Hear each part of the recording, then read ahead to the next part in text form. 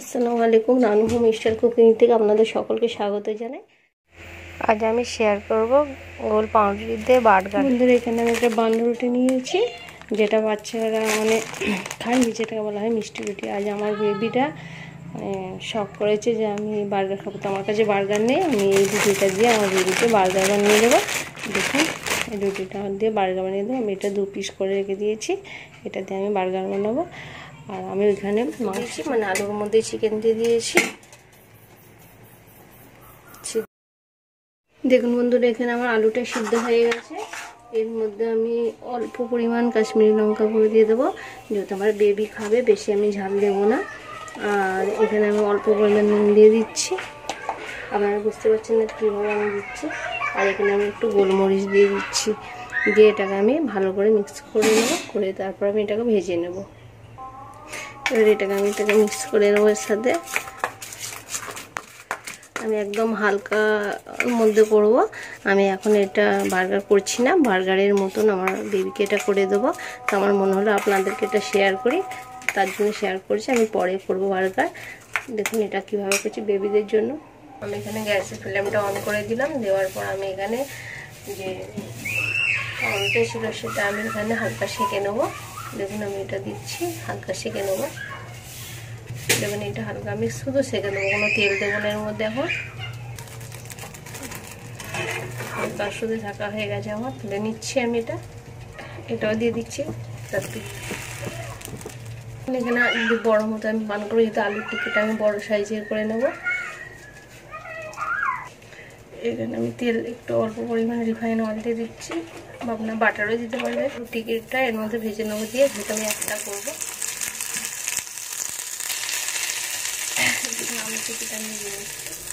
এখানে আমি চিকেনগুলো দিয়ে দিচ্ছি, যেটা বার্গারের উপরে দেবো। চিকেনগুলো আমি হালকা ভেজে নেবো, সিদ্ধ করা আছে আমার এটা।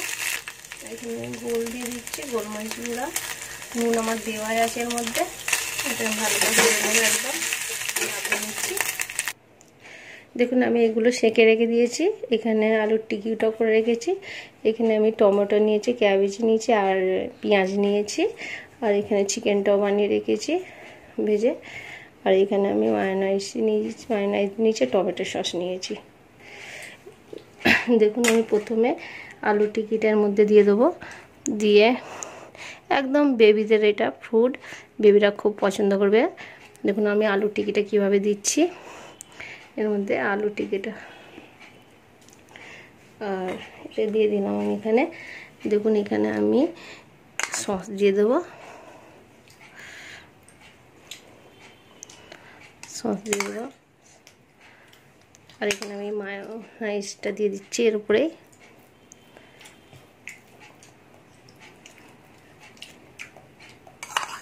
সস আর মায়োনাইজ আমি একসাথে দিয়ে দিলাম।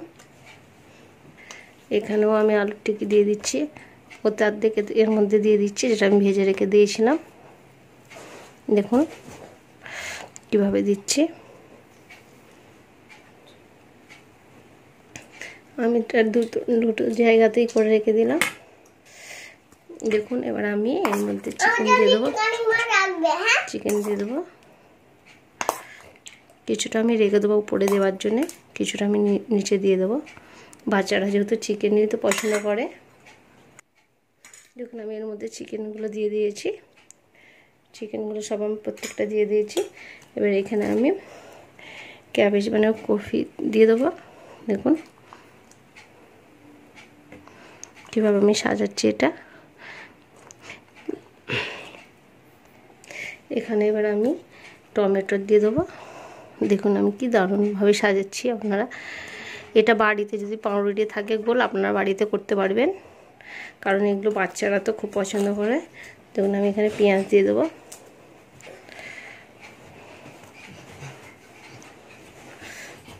বাচ্চারা খেতে তো খুব পছন্দ করে এটা।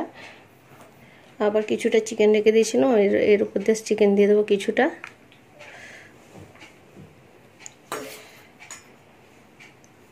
যেভাবে করছি সেইভাবে আপনারা যদি এইভাবে করেন, আপনাদের বাচ্চারা খুব খেতে ভালো লাগবে। এবার এখানে আমি এটা সব কিছু আমি দিয়ে দিলাম। দিয়ে দেওয়ার পর এখানে আমি যেটা এর মধ্যেও আমি আলু টিক্কি দিয়ে দিয়েছি, এটা আমি উপরে দিয়ে দেবো। একটু আমি এর মধ্যে সস দিয়ে দেবো উপরে। আমি মায়োনাইজ ইস্ট দিয়ে দিয়েছি, এখানে সস দিয়ে দিলাম।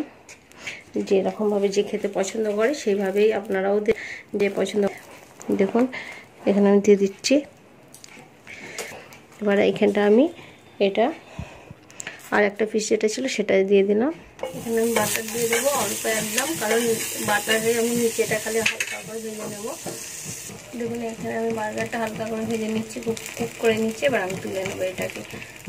দেখুন বন্ধুরা, বাড়িতে যদি বাচ্চারা থাকে খুব তাড়াতাড়ির মধ্যে আপনারা এইভাবে করতে পারবেন। কি দারুণ দেখতে লাগছে দেখুন, এটা খেতে ভালো লাগবে আপনাদেরকে।